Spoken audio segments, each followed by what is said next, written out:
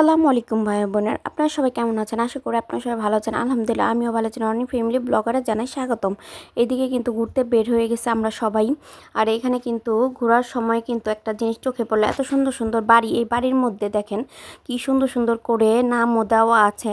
আর এই বাড়িটার নাম ছিল আলেপ ব্যাপারী ভিলা। আর রাস্তাটাও দেখেন কত সুন্দর, আর কি সুন্দর করে গেট করে কিন্তু এই বাড়িগুলো করেছে। এই মনে হচ্ছে কি এই বাড়িগুলোর ভিতরে কেউই নাই, কিন্তু এই বাড়িগুলো মানুষ কিন্তু এখানকার না। এই বাড়িগুলো মানুষ হলো ঢাকার দিকে, বেশিরভাগ ঢাকার থেকে এসে এখানে বাড়ি করে রাখে। তো ব্যস্ত সময় শেষ করে কিন্তু এখানে ঘুরতে আসে। আর এখানে প্রত্যেকটা বাড়ির সামনে কিন্তু সিসি ক্যামেরা লাগানো, আর চোখ জুড়ানো কিন্তু বাড়ি ঘরগুলি একটু ঘুরে ঘুরে দেখাচ্ছি আপনাদেরকে। আর আজকে কিন্তু বিকেলের দিকে বের হওয়ার কারণই হলো খালা শাশুড়ির ছেলের বউ বলতেছিল চলো একটু ঘুরে আসি, আমাকে একটু ঘুরে নিয়ে আসেন, চলেন হাঁটি, একটু ভালো লাগবে, তাই আর কি বের হওয়া। দেখেন বাড়ির সামনে বিভিন্ন ধরনের কিন্তু গাছও লাগানো আছে, দেখতে যেমন সুন্দর লাগে। আর হাঁটাহাঁটি করে কিন্তু মনটা অনেক বেশি ভালো লাগতেছিল। দেখি হাতে রাখো,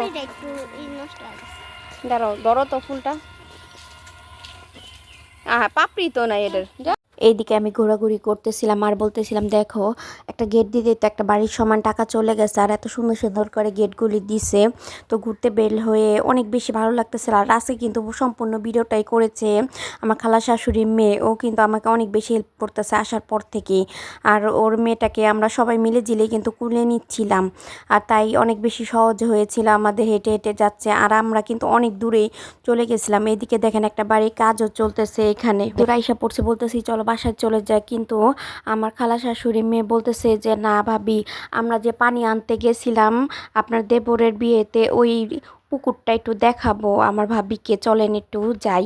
আর আমি তো একটা বাড়িতে দেখেন ঢুকেই পড়তেছিলাম এত সুন্দর বাড়িটা দেখে দেখার জন্য। আর এইদিকে সেই পুকুর পাড়ে চলে আসলাম। এই পুকুর পাড়ে কিন্তু একদিন আসছিলাম বিয়ের জন্য পানি নিতে। তো আসার পরে কিন্তু ঘুরে ঘুরে ওদেরকে দেখাইতেছিলাম পুকুর পাড়টা আগের মতোই কিন্তু আছে। আর এই পরিবেশটা খুবই নীরব, খুবই ভালো লাগতেছিল। আর সন্ধ্যা প্রায় হয়ে আসতেছিল। আমরা কিন্তু এসেছিলাম ক্ষেত দিয়ে আর কি, বন্দে যেটাকে বলে, ওইখান দিয়ে। আর যাওয়ার সময় রাস্তা দিয়ে গিয়েছিলাম, তো আমি তো চিনতেই পারতেছিলাম না।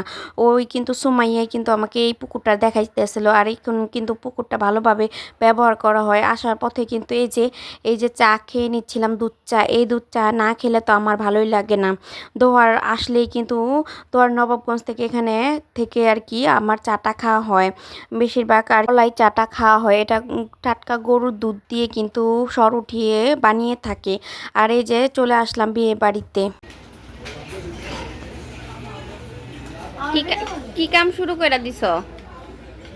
হুম, তখন বিয়েটার সময় এত বেশি গরম ছিল যে কোনো ভিডিও করার মন মানসিকতা ছিল না, কিন্তু স্মৃতি রাখার জন্য হলেও করতে হয়েছিল। আর সকালবেলায় কিন্তু এখানে কিন্তু গোসল করার পরেই কিন্তু ছাদের উপরে চলে আসলাম। দেখেন কি সুন্দর একটা আম হয়ে আসছে। আর দোহার নবাবগঞ্জ মাটিটা কিন্তু অনেক খাঁটি, যেখানে গাছ লাগানো হোক না কিন্তু অনেক সুন্দর কিন্তু ফল ধরে। আর সব সময় কিন্তু দেখি মামিদেরকে বিভিন্ন ধরনের গাছ লাগে আর অনেক বেশি বেশি ফল ধরে দেখি এখানকার। আর এখানে কিন্তু দেখেন ধনিয়া পাতাটা কি সুন্দর হয়ে আছে, বিলাতি ধনিয়া পাতা। তারপর এখানে লাল শাক রাখা হয়েছে আর কি, এটা মনে বীজ রাখবে, পরে লাগিয়ে দিবে শাক, তাই। আর এখানে কিন্তু বিভিন্ন ধরনের গাছ আছে। আর এখানে কিন্তু আম গাছে দেখেন কি সুন্দর আম ধরে আছে, লেবু গাছে লেবু। আর বিলাতি ধনিয়া পাতাগুলিও দেখতে কত সুন্দর লাগতেছিল। এদিকে দোহার নবাবগঞ্জে কিন্তু অনেক বেশি কাটলিচু হয়েছে। ভিডিওটা এই পর্যন্ত ভালো লাগলে সাবস্ক্রাইব করবেন। আল্লাহ হাফেজ।